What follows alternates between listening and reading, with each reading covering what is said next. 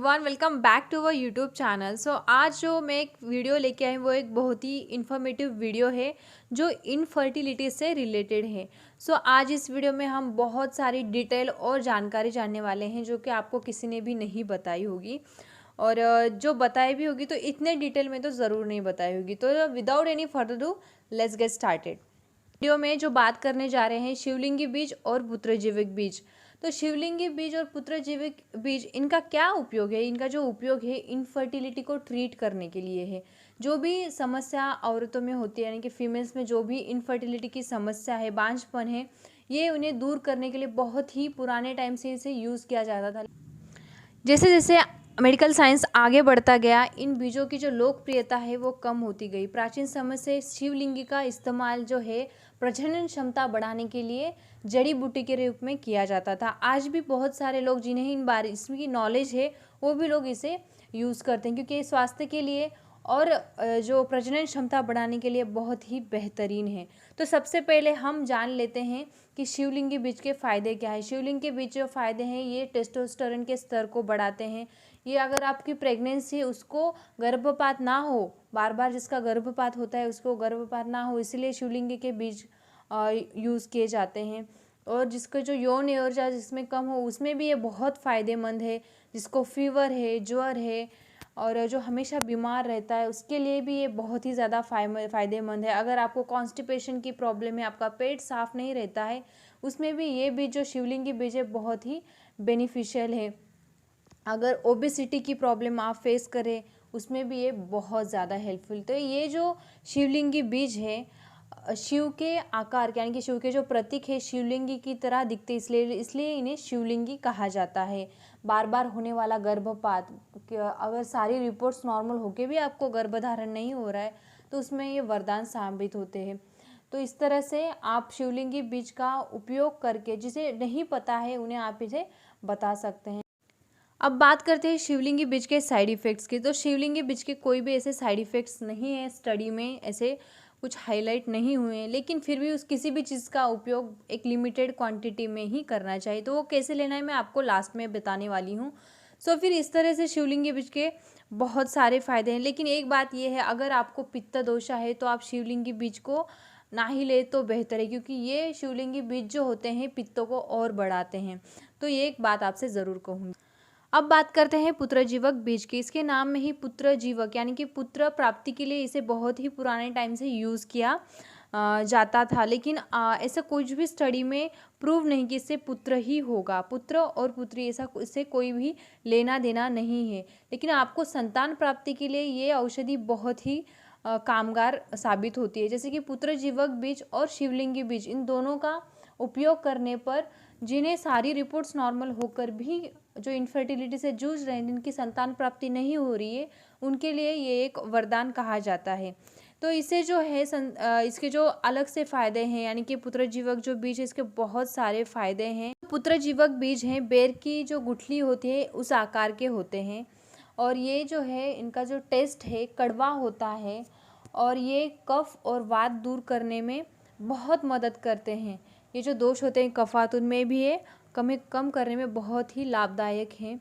और ये जो है आयुर्वेद में इसे प्रजनन संबंधी रोग हैं, जैसे कि इनफर्टिलिटी हो, कोई भी फीमेल या मेल में कोई भी कमज़ोरी हो, उसमें ये बहुत ही लाभदायक होते हैं। ये जो बीज है महिलाओं के बांझपन के लिए इनका उपयोग किया जाता है। इनसे क्या होता है कि गर्भाशय की जो मजबूतता है वो बढ़ती है। गर्भाशय मजबूत होने के कारण संतान प्राप्ति की क्षमता बढ़ती है, और पुरुषों के लिए भी ये बहुत फ़ायदेमंद है। जो पुरुषों की नपुंसकता होती है उसका भी ये इलाज करता है।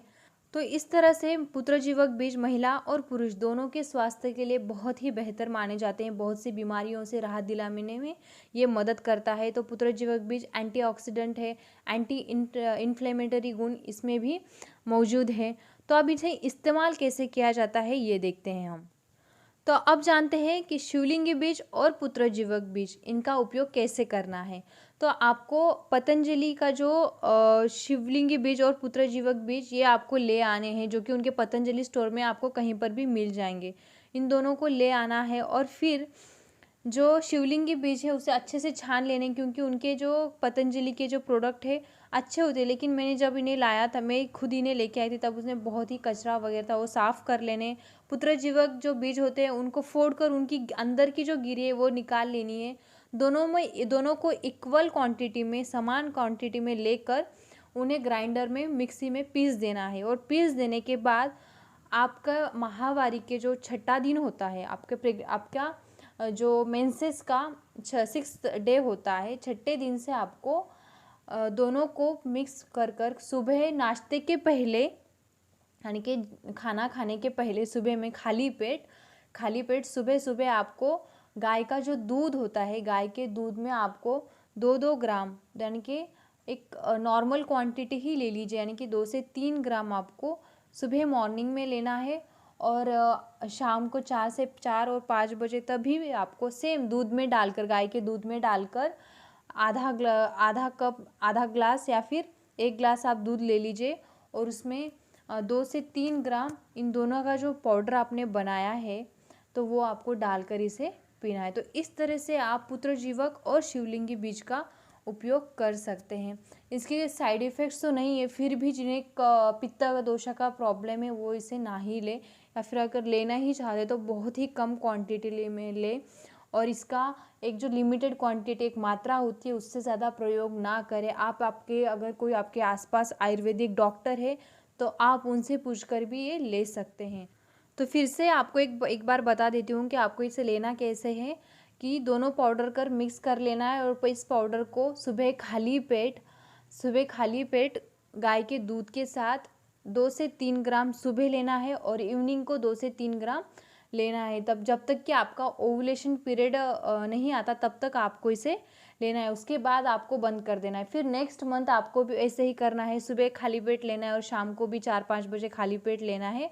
और इसे लेने के बाद इसके लेने के बाद आपको 1 से 2 घंटे का अंतर रखकर नाश्ता या फिर खाना खाना है। तो इस तरह से आप इसे ले सकते हैं। मैक्सिमम आप इसे 3 महीने तक ट्राई कर सकते हैं। अगर आपको इससे कोई फ़ायदा नहीं होता है तो आपको ट्रीटमेंट लेनी ज़रूरी है। इस तरह से ये जो आज मैंने बताया है, आप इसका प्रयोग कीजिए। अगर आपको ये वीडियो अच्छी लगी हो तो प्लीज़ लाइक, कमेंट और शेयर कर दीजिए। तो इस तरह से आप इन्हें इस्तेमाल कर सकते हैं। बहुत ही पुराने टाइम से, प्राचीन टाइम से इसे यूज़ किया जाता है। अगर आप सब कुछ करके थक चुके हैं तो एक चांस और एक ट्राई तो इसे दे ही सकते हैं। 2-3 महीने के लिए आपको इसे यूज़ करना है।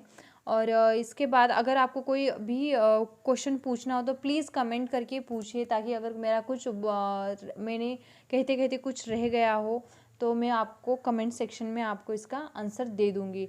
अगर आपको ये वीडियो थोड़ी सी भी हेल्पफुल रहे तो प्लीज़ प्लीज़ प्लीज़ सब्सक्राइब।